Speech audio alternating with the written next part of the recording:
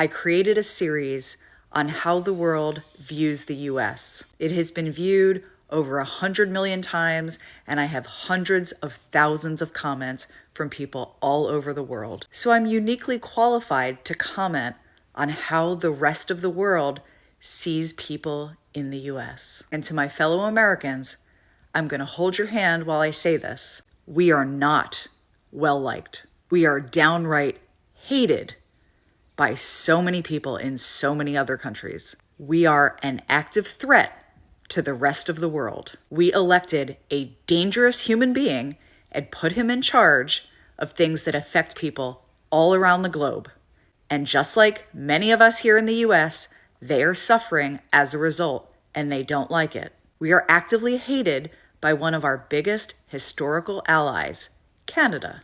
So if you're an American and you find yourself traveling outside of the US, you better make it really clear that you are not a Trump or Elon supporter. I don't think Americans in the United States realize how the rest of the world sees us. Let me give you an example. A while back, I was having a conversation with my friend. Now, my friend lives here in Mexico. She's Mexican, and her daughter was going to study in the United States, or thinking about going to study in the United States for university. And she was saying to me how worried she was for her daughter to go study in the US because it is so dangerous. She was like, I don't know, there's so much gun violence. I don't know if it's safe. And I was saying to her, you should be fine, avoid these places at night, avoid these cities.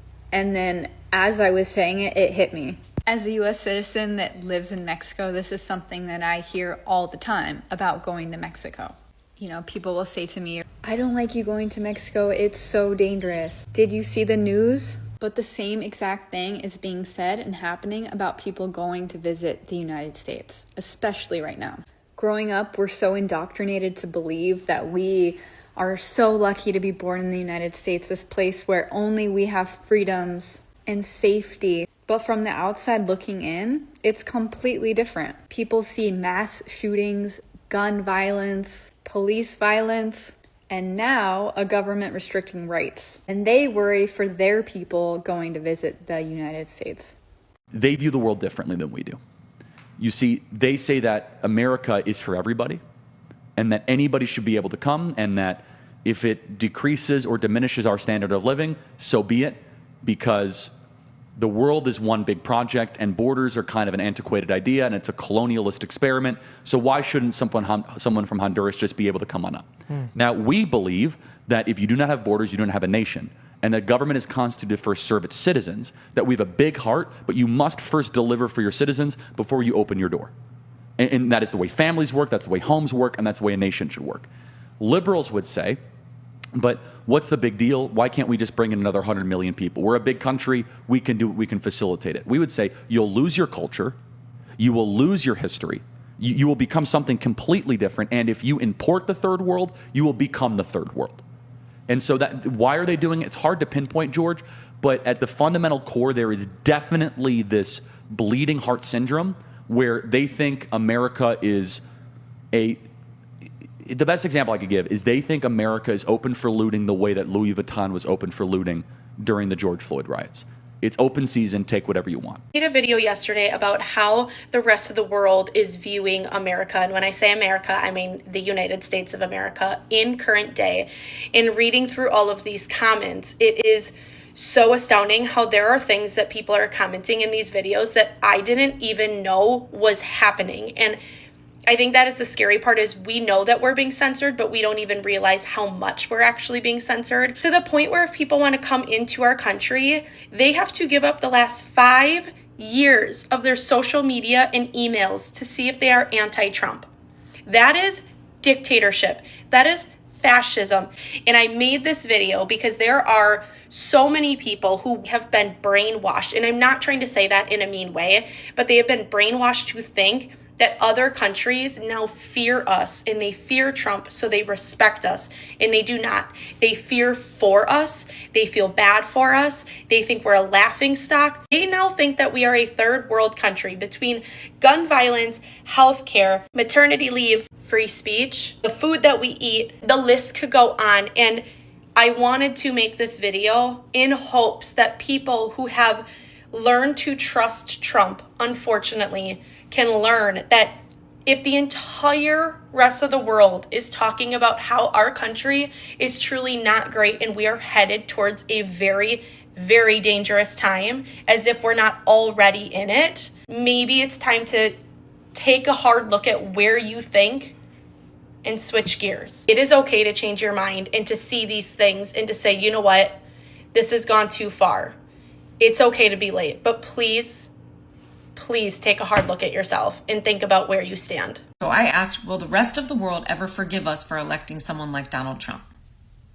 Japan. Not a chance. Trump is just the symptom. From now on, any long-term deal with the United States needs a moron premium in case you elect someone even worse in the future. Netherlands. It's not just Trump. There are 75 million of him that can't be trusted. It will take generations if it is ever restored. France. It's not so much just the election, it's everything that wasn't done to stop him. The United States is lawless. Owie. Remember that the question was, would the world forgive us? Great Britain says, sure, as quick as the rest of the world forgave Germany in 1941.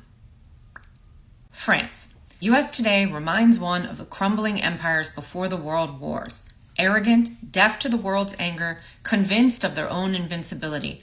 History doesn't lie. Empires fall, and it's never the outsiders who bring them down first. It's the rot inside. America should stop blaming everyone else and start taking a long, hard look in the mirror. I made a video about how tourism is way down because of Trump, and specifically about how it is affecting Atlanta with the World Cup coming, and it made it onto global TikTok, which I'm so glad about. So most of the comments are from people that are not American. So watch that video and read through the comments, because if you are an American that is stuck in like the bubble of America and our media and what we see and whatever, and you don't have any international friends, or you've never lived outside the United States, it's super easy to not understand what we look like to the rest of the world. And I know that you might hear like liberals or people on the left saying this, but if you want to read it for yourself, go read through the comments and you will see the rest of the world fucking hates us. And I don't blame them at all. And they are saying the most rational, real, straight to the point things that a lot of Americans don't want to admit.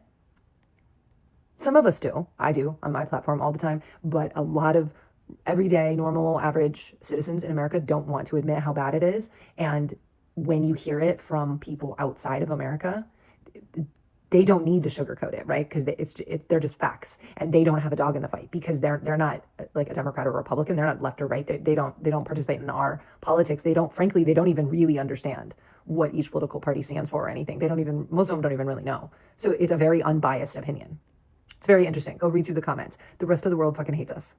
And that is a problem for foreign relations. It's a problem because most of these countries are our allies. So anytime we ever have any trouble with terrorism or anything, like we're alienating our allies. And it's also a problem economically, because you'll see all of them in the comments being like, yeah, I used to come to America a couple times a year and I'm not doing that now. Like we're fucked. Go read those comments. It's interesting. What is one word to describe the U.S.? I would say self-centered is probably what I'd use. Not necessarily in like a mean way. Okay. Because I think there are positive spins, but I can't think of a better word for it. But like Americans tend to view themselves as the default. When you're talking about something on an international scale or a global scale, they still view their standards as the default for things. But also like it comes in a positive way as well, because they care a lot about like the way they live, whereas like British people are more willing to just keep calm and carry on, kind of just get through it. When you say default, what do you mean by default? As in like anytime you look at some sort of political talk online or something, if someone starts talking about the state of politics at a more global level, an American person is inevitably going to say no. But in the US, and it's like, okay, we're not talking about just the US. Okay. And it's always my way is the default. Exactly. It's because we live in a bubble, to be fair. But then we have to do our best to like look outside the U.S. Exactly. as Americans. It's like a lack of education that you then don't put any effort into overcoming. Was the first real global showcase of the Trump administration on the global stage, really doing its thing, uninhibitedly, like lashing out. I couldn't bring myself to join the horde of people that were queuing up to actually get into the room. So with quite a lot of other people, I sat in the journalist kind of lounge. And I mean, you go to Davos, it's one of the places in the world where you can see, politicians stacked up and you can literally kind of do a beauty contest contest of who can give a speech. And so everyone all day had been rating, Ursula von der Leyen versus Macron versus the Chinese vice premier versus Carney. And then this just, by the standards of Trump's speeches, I think it was pretty routine. Maybe you're more of an aficionado than I am. The thematic seemed weird. He was very uncomfortable with the script he started delivering. He seemed almost as though he was going to fall asleep. Venezuela's been an amazing place for so many years, but then they went bad with their policies. 20 years ago, it was a great country, and now it's got problems, but we're helping them. Then he kind of got going, did some ranting, came back. After the war, we gave Greenland back to Denmark. How stupid were we to do that? But we did it. But we gave it back. But how ungrateful are they now? But the whole thing was it just left you, there was no way out after that. America now realized that the world viewed them differently. That the way they see themselves is not the same way the world sees them. Different continents now view them in different perspective. Guys, from the clip of the video you watch, let me know your honest opinion, your thoughts in the comment section. Are they really saying the truth that the world view them different? Meanwhile, others see them as racist. Others see them that they don't show love enough to humanity. But them themselves, they don't see them themselves that way. So you can see that the world view America in different ways, with different meaning. Why others love America so much, but other continents does not. Let me know what you think in the comment section. Thank you for tuning in to Global Update with Destiny. I will see you in my next. Don't forget to subscribe and turn your notification bell for more updates. Bye.